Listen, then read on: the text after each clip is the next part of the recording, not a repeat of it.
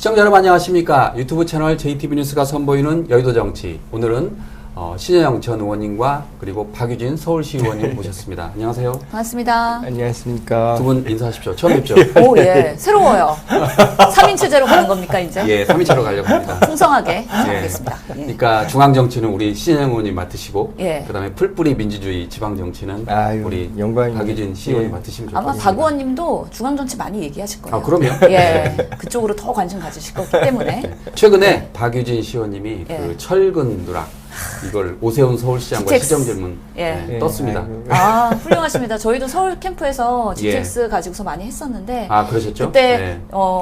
터졌을 때 후보님이 현장에 가야 되냐 말아야 되냐 이런 것들도 저희가 토론을 했었죠. 아, 예. 그랬군요. 무조건 가야 된다. 예, 예, 라고 알겠습니다. 했었습니다.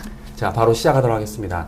그 검찰 보안 수사권 폐지, 네. 이게 뭐 폐지 쪽으로 그냥 흘러가는 분위기였는데 갑자기 그 장윤기 고교생 살인 사건 문제가 불거졌습니다. 네. 뭐 내용을 요약하면 경찰이 수사를 했는데 부실했다는 거잖아요. 그쵸. 그러니까 경찰 스스로 은폐 의혹이 있었다. 뭐 그것 때문에 검찰 보안 수사권 폐지를 다시 검토해야 되는 거 아니냐. 뭐 그런 의견이 지금 나오고 있는데 어떻게 보십니까?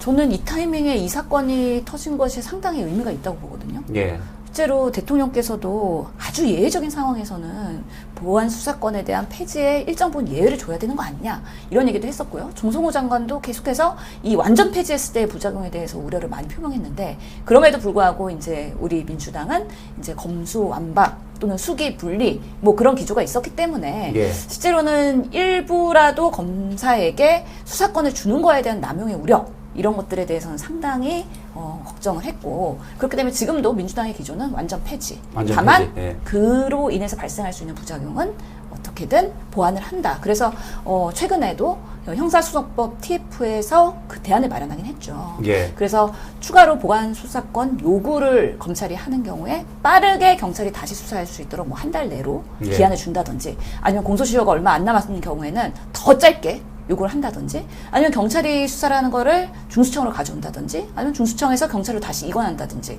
수사에 대한 기관에 대한 통제를 공소청이 할 수 있도록 하는 부분까지도 보완을 했습니다. 근데 그럼에도 불구하고 이게 완벽한 대안이냐? 라고 하는 데 있어서는 조금 더 검증이 필요할 것 같아요. 그래서 법사위에서 이런 지금 소위에서 논의가 되고 있기 때문에 조금 더 수기를 하고 꼼꼼하게 따져보는 거 매우 중요하다고 생각하고요. 이것이 만약에 그냥 투박하게 돼가지고 나중에 이런 일들이 계속 발생을 했을 때는 정권의 부담으로 건발건으로 다 작용을 할 수 있거든요.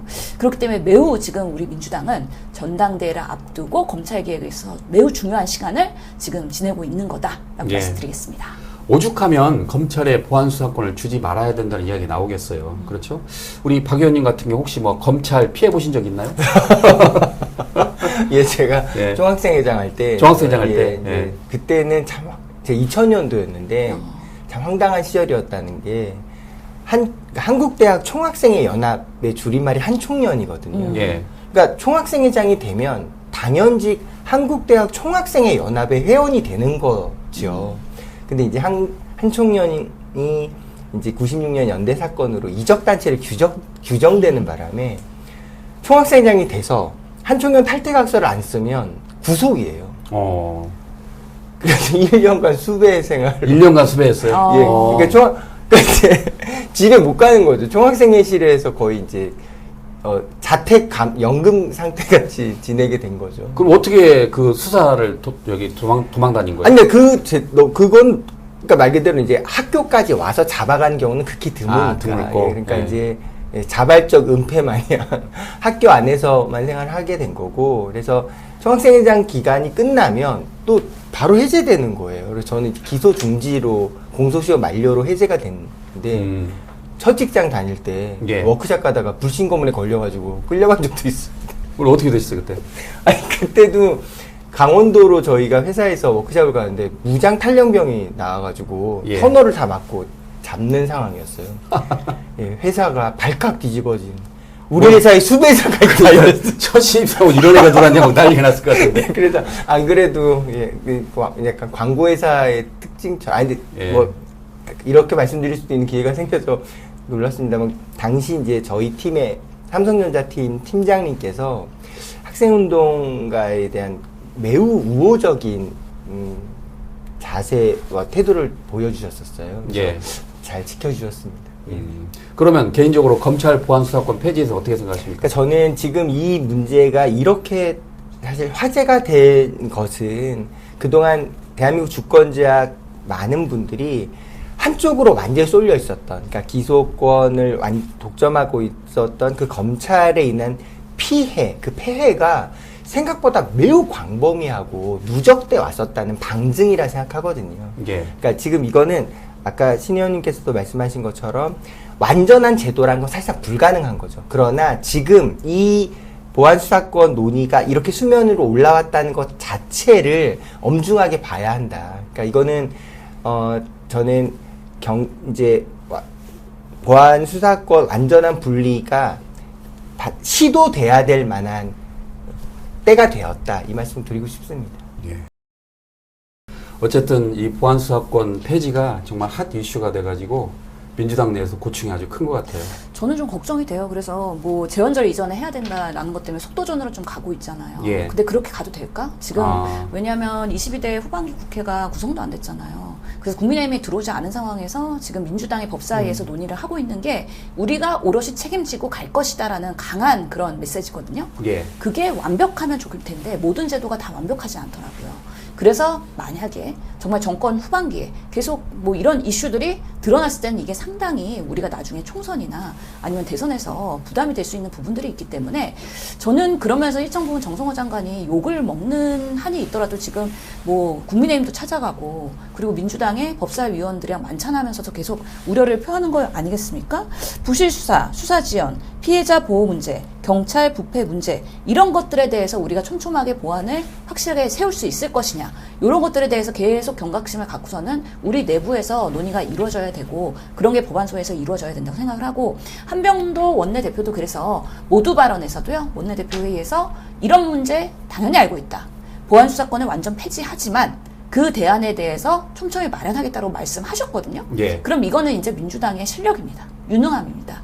어떻게든 검찰을 이렇게 개혁을 한다 했을 때 경찰이 비대해지고 있는 부작용들이 분명히 있는데 이것을 제대로 권력을 감시할 수 있도록 하는 통제 시스템 이거를 제대로 작동할 수 있도록 하는 일사불란한 그런 모습들이 필요하다. 그게 지금의 골든타임에서 매우 중요한 일이다. 그래서 속도전보다는 우리가 내실과 정말 확실한 대안으로 가야 된다라고 말씀드리고 싶습니다.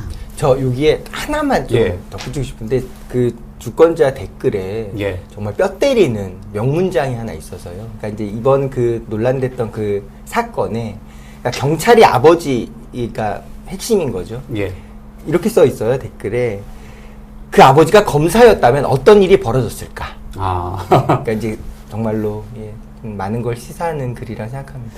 그리고 우리 당에서 지금 사실은 정청래, 김민석 여기 양자구도에서의 지금 전당대회가 이루어지고 있는데 정청래 당대표 시절에 보안수사권 완전 폐지 이렇게 얘기를 하면서 사실 김민석 총리도 정부안 내지 않고서는 지금 다시 돌아온 거잖아요. 예. 이런 부분에서 누군가가 그래도 후속 조치에 대해서 얘기를 해야 된다라고 계속 전당대회 토론이든 이렇게 얘기가 나올 수밖에 없다고 생각하거든요. 그래서 김민석 후보도 이 부분에 있어서는 보완을 하겠다라고 얘기를 했거든요. 그럼 정청래 후보도 완전 폐지를 주장했으면 그럼 재헌절 전까지 어떤 기전으로 대안을 마련할 건지에 대한 본인의 뭔가 소신이나 아니면은 유능한 대안을 제시를 해야 된다고 봅니다. 예. 근데 무조건 폐지만 하자라고 주장하는 거는 너무 이거는 투박하고 민주당으로서는 검찰 개혁을 완성하는 데 있어서 오히려 더 해가 될 수가 있기 때문에 아예 논의를 못하게 하는 분위기를 조장하는 것보다 디테일에 대해서 그러면 누가 더 잘 만들 수 있는가에 대한 경쟁을 하는 전당대회가 됐으면 좋겠다. 그래서 정청래 후보도 캠프에서 이런 대안을 마련하시라라고 주장을 하고 싶습니다. 아, 네, 정말 말 잘하십니다. 진짜.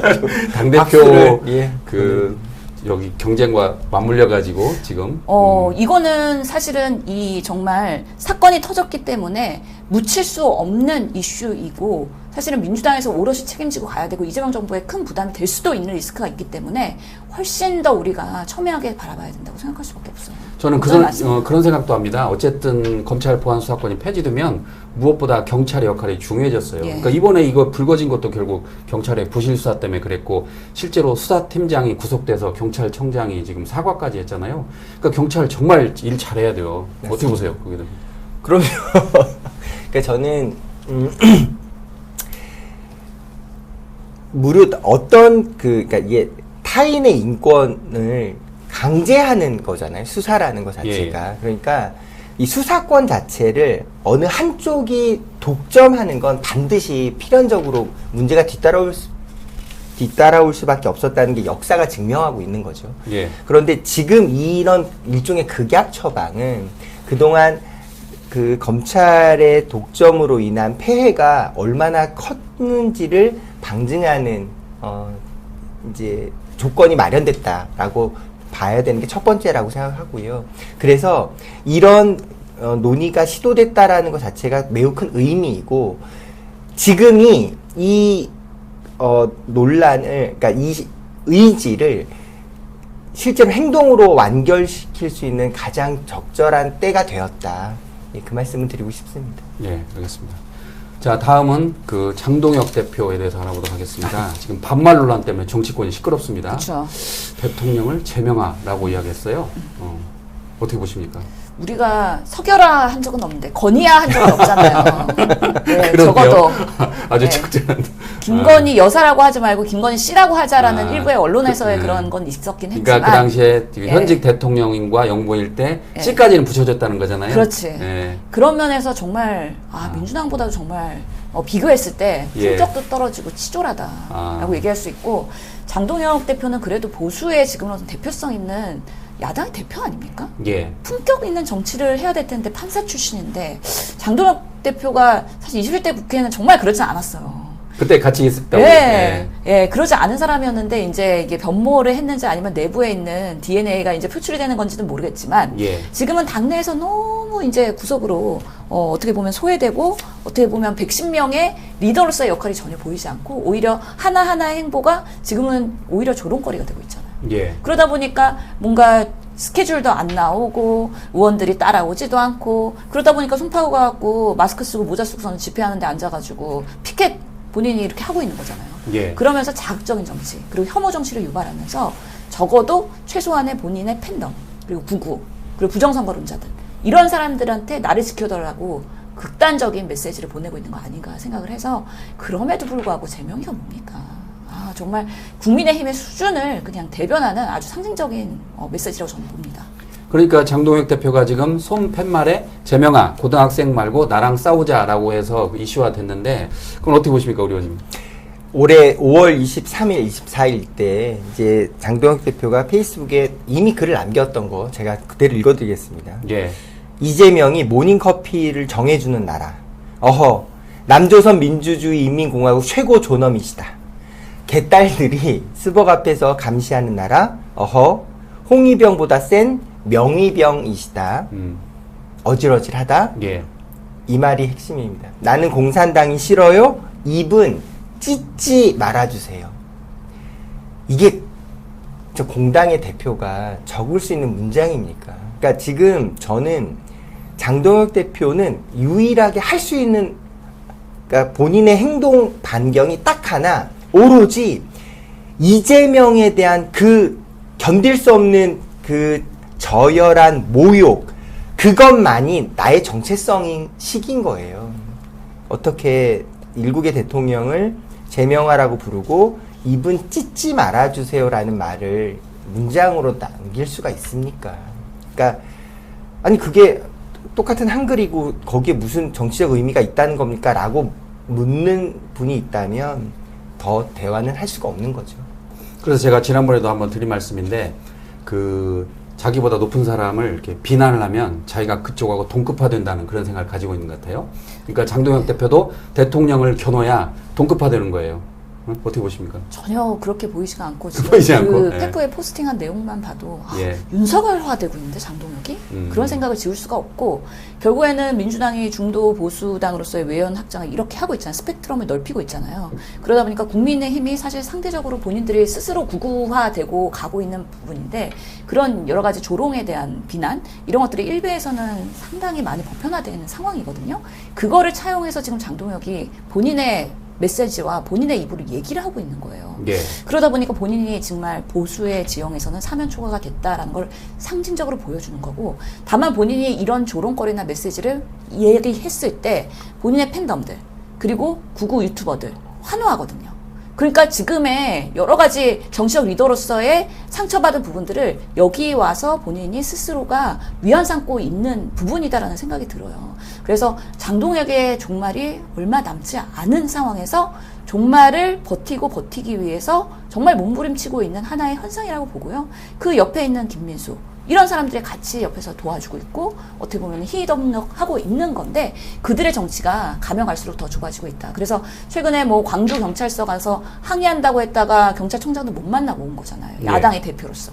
그리고 또 한성숙 총리가 사실은 만나는 미팅 스케줄을 취소하고서 광주에 갔는데도 불구하고 아무런 성과를 보지 못했던 것. 그리고 나경원이 간만에 오랜만에 그런 맞는 말 했던 것 같아요. 아니, 당대표가 110명의 의원을 끌고서는 사실 리더십을 발휘해야 되는데 혼자서 그렇게 장애투쟁하는 게 맞냐.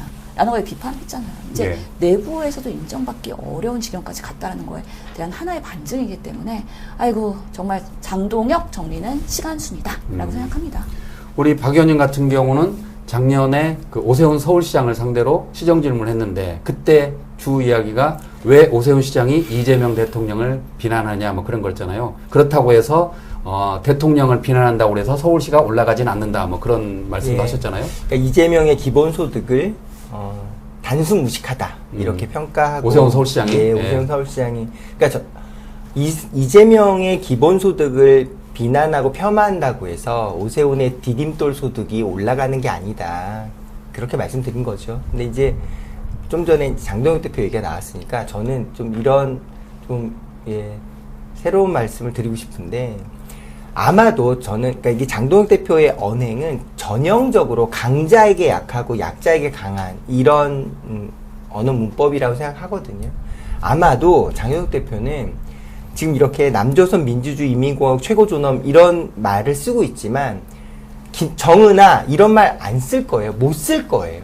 예. 그러니까 이런 상상을 한번 해보십시오. 장동혁 대표가 시진핑아, 푸틴아, 김정은아 이렇게 하면서 조롱할 수 있을까요? 저는 그렇지 않을 거라 생각해요. 어떻게 그런 걸 방증할 수 있냐. 이번에 미국 가서도 매우 귀한 사람 만났다고 해서 뒤통수만 노출했던 그 사람이 실제로 누군지를 우리가 모두 전 국민이 알게 됐잖아요. 그러니까 자기가 유리하고 불리할 때 그러니까 상대방에 대한 태도가 이미 힘에 의한 반비례로 그렇게 태도를 정하고 있다는 걸 온 국민이, 온 나라 주권자가 이미 지켜보고 있습니다.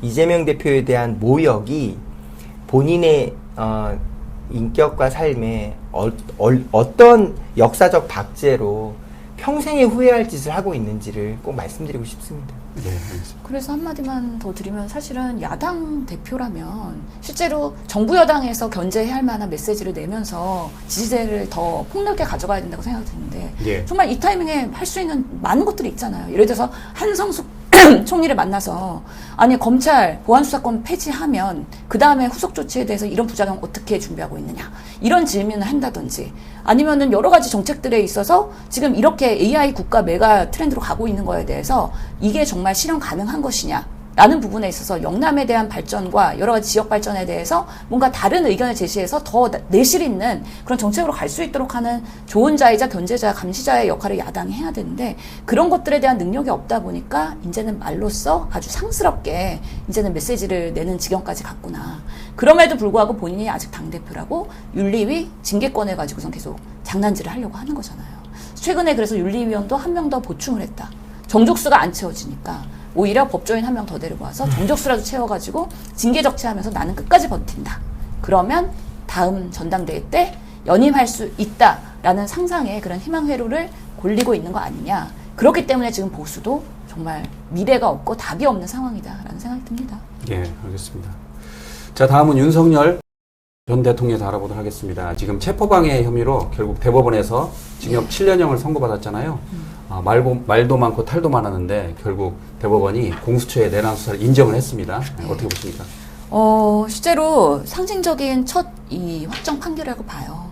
실제 보면 1심에서 5년형 받았어요. 그렇죠. 5년, 예. 2심에서 7년. 7년 예. 올라갔고 그래서 이제 대법원에서 확정이 된 거기 때문에 공소초에서 수사권 할 수 있고 사실 윤석열이나 김계리 이런 사람들이 계속해서 이 정당성에 대해서 문제를 삼았었는데 그것을 대법원에서는 인정하지 않았다는 면에서 상당한 의미가 있다. 지금 윤석열이 받고 있는 재판이 여러 개가 있거든요. 8개. 예. 그렇기 때문에 앞으로 줄줄이 나올 그런 재판에서도 사실은 영향을 줄 가능성이 매우 높다고 생각을 하고요.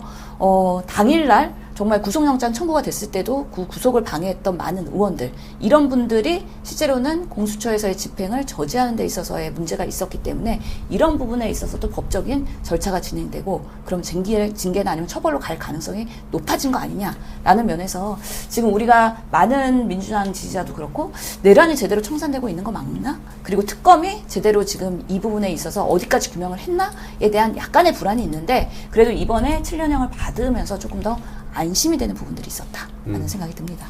의원님한테 보세요. 예, 이번 7년형 확정의 또 다른 의미는 온 국민들이 분명히 기억하고 있는 장면들이 있거든요. 그러니까 나경원 의원을 포함해서 거의 40여 명의 국민의힘 의원들이 몰려가서 체포를 방해했죠. 명백히 그때, 방해한 그렇죠. 네. 정도가 아니라 선전선동하면서 마치 누가 보면 의병이라도 일어난 것처럼 그런 황당한 모습을 연출하고 여론을 오도하고 왜곡했었는데 그때 마이크 잡고 이야기할 땐 신났겠죠. 예, 거기에 대한 역사적 대가를 법적으로 받게 때가 되었다는 뜻이 이번 7년형 판결에 새로운, 그러니까 더 다른 우리가 기대를 갖고 이 사건을 바라보게 하는 이유입니다. 방금 말씀하신 것처럼 그 2차 종합특검은 그 당시에 우리가 그 한남동 그 인간 방패 뭐 그렇게 이야기했었잖아요. 그래서 김기현 의원 그리고 나경원 의원 등에 대해서 특수 공무집행 방해 혐의로 입건을 했지 않습니까? 네. 근데 나경원 의원은 지금 출두를 안 하고 있습니다. 예. 서면 심사를 받는다고 있어요. 서면으로 가겠다고. 네. 우선은 지금 특검에서는 강제 소환할 것까지는 검토하고 있지는 않다고 해요. 그래서 예. 자발적인 그 소명을 받으려고 하는 건데 뭐 김기현, 권영진, 윤상현 이런 의원들도 지금 다 포함이 돼 있는 상황이기 때문에 예. 이런 부분에서 입건하고 출석을 통보했으니까 당당하다면 당연히 나와갖고 나는 이런 논리로 그 당시에 사실 체포영장이 합당하지 않다라고 생각했다. 그래서 나는 야당 의원으로서, 야당이 아니고 나는 국민의힘 의원으로서 이런 활동을 했다라고 오히려 본인의 정치적 활동을 홍보하거나 아니면 국민을 설득할 수 있는 하나의 기회일 수도 있어요. 근데 그것을 적극적으로 활용하지 않는다? 서면으로 대체하면서 톤다운 시키려고 한다는 거는 본인들도 이게 형사적으로도 법리적으로도 불리할 수 있다라는 판단을 하고 있는 거 아닌가라는 생각이 들어서 그때는 뭐 45명이 막 이렇게 윤석열을 둘러쌌지만 그때도 웃겼던 게 점심 먹고 가자 그랬는데 아무도 점심은 안 먹고 갔잖아요. 그냥 아침에 쫙 모여갖고 쭉 이게 인터뷰하고 브리핑하곤 했지만 그래도 윤석열이랑 이제는 섞여서 나의 정치 생활이 별로 좋을 건 없다라는 판단을 누구나 다 하고 있었던 거 아니냐라는 면에서 그날의 그 현장에 있었던 사람들은 다 박제가 됐기 때문에 실제로는 그거에 대한 책임을 져야 되고 국민들이 부여한 국회의원이라는 그런 헌법, 독립기관으로서의 역할을 이런 식으로 윤석열과 비상계엄의 불법을 옹호하는 방식으로 했기 때문에 이거는 역사가 단죄해야 된다고 저는 생각을 합니다. 아직도 일부에서는 윤 어게인 세력이 있는데 이번 대법원 판결로 봐서 확실히 나온 거잖아요. 예, 잘못됐다는 걸 대법원까지 인정하는 마당에. 그러니까 저는 저는 아직도 제가 정치인이라고 생각하고 적은 없습니다만 무릇 국회의원 정도, 공당의 국회의원이라는 선출직 공직자의 위치에 있다면 예. 본인의 행동에 책임을 져야죠. 정당한 법 집행, 내란을 단죄하기 위한 법 집행이 행동이 개시됐을 때 인간 방패를 자청하면서 그걸 막았을 때 저는 그 막았을 때 그 기상 그대로 나는 윤석열이 옳다고 생각한다. 윤석열 지켜야 되는 게 나의 사명이라 생각한다라고 왜 명백하게 말씀하지 않는지가 더 의문이에요. 예. 그러니까 그렇게 행동에 오히려 저는 어떤 주권자분들은 그렇게 나의 소신을 갖고 나는 윤석열 대통령이 조금도 잘못한 게 아니라고 생각한다. 이거는 내란이 아니다. 대통령으로서의 정당한 권한이었다. 같은 걸 완전히 확신하고 그래서 이거는 명백히 윤석열 대통령을 지켜야 하는 것이 나의 사명이다. 이렇게 확신하면서 내가 국회의원으로서 당당하게 한 행동이다라는 말을 하는 국민의힘 어떤 의원이 있다면 저는 그분이야말로 새로운 평가가 이루어지지 않을까 이런 기대가 있어요. 말과 행동에 책임을 지는 모습이 여야를 떠나서 우리가 해야 할 모습 아닌가 말씀드리고 싶습니다. 근데 또 모순적인 상황이 있는 게 지금 윤상현 의원은 그 중앙선관위 문제로 인해서 이제 예. 국정조사하고 있는데 위원장 아니에요? 위원장하고 있잖아요. 예. 그래서 국정특위위원장. 예. 예. 그 뭐 1년 지나면 국민을 다 잊어버린다. 맞습니다. 라는 명언입니다. 발언자였는데 아직 다시 소환돼 갖고 잊어버리지 못하겠어요. 예. 기억나는데 그날의 관저에서의 불법 행위 그러면서도 여전히 정치적으로는 위원장까지 하면서 중앙선관위를 그렇게 할 수 있는 그런 책임과 권한이 있는 사람이 아니라고 보이는데 예. 국민의힘은 참 이상해요. 예? 그 많은 중진 중에서 하고 많은 사람들 중에서 왜 그런 사람들을 또 앞세워가지고 이렇게 하고 있는지 명분이 있을까? 본인이 하고 싶다고 하니까 그런 거 아니겠어요? 아니 하고 싶다고 손든다고 다 시켜주는 게 그게 공당입니까? 그러니까 저는 예. 국민의힘을 보면 예. 제가 이런 얘기할 위치와 자격은 없습니다만 우리 불멸의 단편 소설 까삐딴이라는 소설이 있죠. 예. 보면 그러니까 말 그대로 이제 그 까삐딴이라는 게 일제가 힘이 셀 때는 일본어를, 러시아가 힘이 셀 때는 러시아어를, 영어를 그렇게 이제 우리에게 가장 힘 있는 사람의 말을 배워야 한다라는 그 아버지의 가르침을 쭉 이제 실천했던 인생을 이제 말 그대로 풍자한 건데요. 저는 국민의힘의 지금의 일련의 모습들은 다 그 카피탄 리라는 관점, 즉 딱 하나, 힘센 사람에게 붙어야 한다.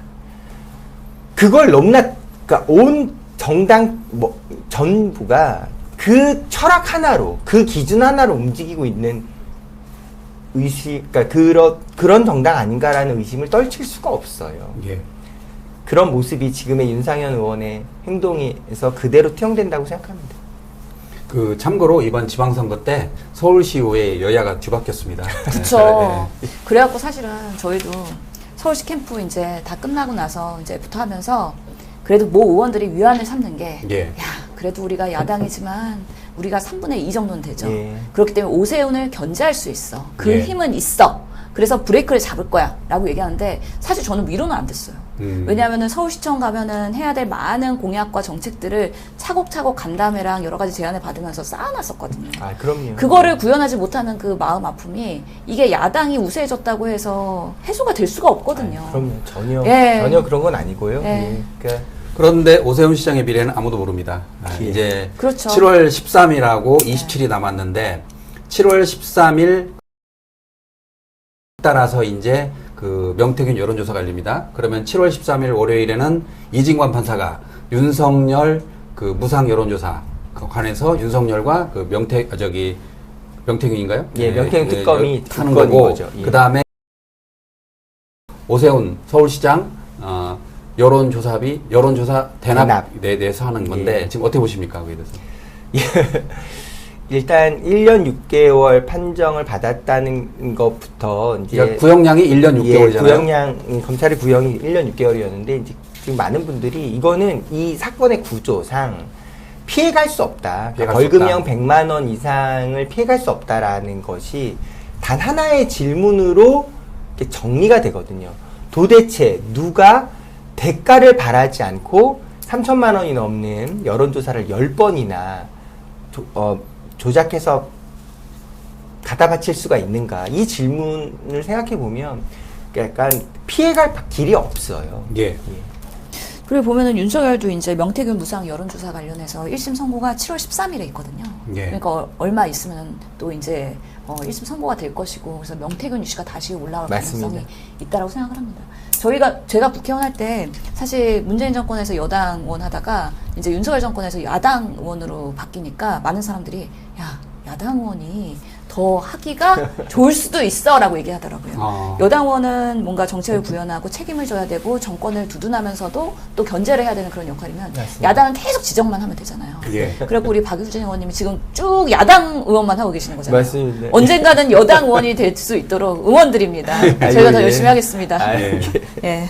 그러니까 윤석열 전 대통령과 김건희 씨와 공모를 해가지고 보면 2021년 4월부터 22년 3월까지 명태균 씨로부터 총 58회에 걸쳐서 그 2억 7천만 원의 여론조사를 무상으로 받은 혐의다 그랬는데 1심과 2심에서 김건희 씨는 그 무죄가 나왔잖아요. 예. 그 당시 이제 그 재판장의 논리가 이 윤석열, 김건희한테 준 게 아니고 다른 사람한테도 같이 줬기 때문에 그걸 이제 무죄로 봤는데 이번에는 그 재판장이 이진관 판사잖아요. 네. 어떻게 보십니까? 저는 좀 달리 나올 수도 있다고 보는데. 항상 이중간 판사가 하면은 예. 판결이 뭔가 좀 다르잖아요. 구형보다 그러니까 형량이 올라가거나 한덕수 뭐 플러스 예. 8년, 뭐 저기 박성재 플러스 5년 이렇게 구형량보다 이렇게 예. 높게 선고를 했잖아요. 근데 사실은 이중간 판사가 뭐 그냥 해석입니다. 예. 1심에서 선고를 높게 받아야 예. 2심 가고 또 이제 대법원 가고 그러면서 그거에 빗대어서 조금 더 뭐 가감이 된다라는 판단 하에서 정말 조금 더 소신껏 하고 있는 거 아니냐 이런 판단이 네. 있고요. 그런 면에서는 또 이번에 어떻게 선고가 나올지 지금 특검은 구형을 징역 4년 했거든요. 윤석열 4년, 명태균 3년을 했죠. 예, 예. 그렇기 때문에 지금 어떻게 1심이 나올지 좀 기대를 해봐야 되고 오세훈에 대한 그 심판은 사실은 명태균이 돈을 김한정 씨를 통해서 받았는데 김한정과 오세훈의 그 연결고리를 얼마나 분명하고 재판부에서 그걸 인정하느냐에 대한 문제잖아요. 그 부분에 대해서 재판부가 어떻게 판단을 할지 그게 사실 총미의 관심이어가지고 어떻게 나올지 그 해석이나 아니면 예측은 되게 분분한 것 같긴 하더라고요. 저는 오기 전에 그 작년 그 행안위 국정감사를 예. 다시 한번 봤어요. 그 당시에 그 오세훈 시장하고 명태균 씨가 나와가지고 국정감사 이야기했는데 그 당시에 그 명태균 씨가 그런 이야기 했습니다. 나 오늘 오세훈 만나러 간다고 했더니 우리 와이프가 아파트 키 받으러 오라고 했다. 그 영상이 떠오르더라고요. 기억나세요, 그거? 예, 그럼요. 예. 온 국민이 똑똑히 기억하고 있죠. 예.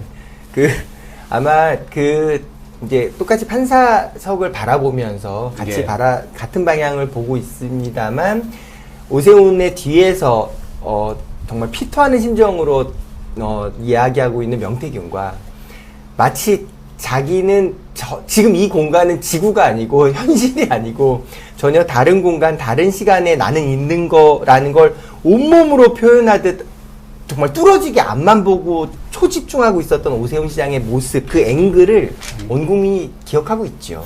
그 당시에는 죄송합니다. 그 재판정이 아니고 그 국정감사장이었잖아요. 맞습니다. 예. 국정감사장도 똑같았습니다. 그 그때도 분위기가? 예. 그러니까 오세훈 시장은 정말 단 1초라도 명태균과 바라보지 않으려고 눈을 마주치지 않으려고 필사적으로 피하는 그 모습들을 다 볼 수 있었죠. 그러면 의원님 그 당시 현장에 계셨어요? 현장에는 없었고요. 화면으로 보셨는데. 화면으로 보고 있었습니다. 지금 그러면 서울시의회는 지금 어떤 분위기입니까? 그러니까 내년에 보궐선거가 열릴 수도 있다 그렇게 생각하시는 건가요? 예, 열릴 수도 있다라고 생각하는 분들이 상당히 많고요. 예. 물론 기본적으로는 아직도 6.3 지방선거에 상처가 치유가 안 됐죠. 예, 보면 이렇게 진지한 이야기를 하다 보면 눈물을 흘리시는 분들도 계시고 이게 다 우리의 잘못이다. 민주당이 조금만 더 그리고 더 절실하게 국민에게 주권자에게 신뢰를 주고 확신을 줬어야 되는데 다 우리 잘못이다. 이렇게 정말 처절한 반성하고 있습니다. 예. 그런 반성의 마음과 이제 한쪽에서 사필 규정이라고 이제라도 늦었지만 오세훈 시장이 제대로 된 법의 판결을 받고 이 비정상이 조금 더 공정과 상식 그 말 그대로의 상식적인 정상으로 귀결되기를 학수고대하고 있죠.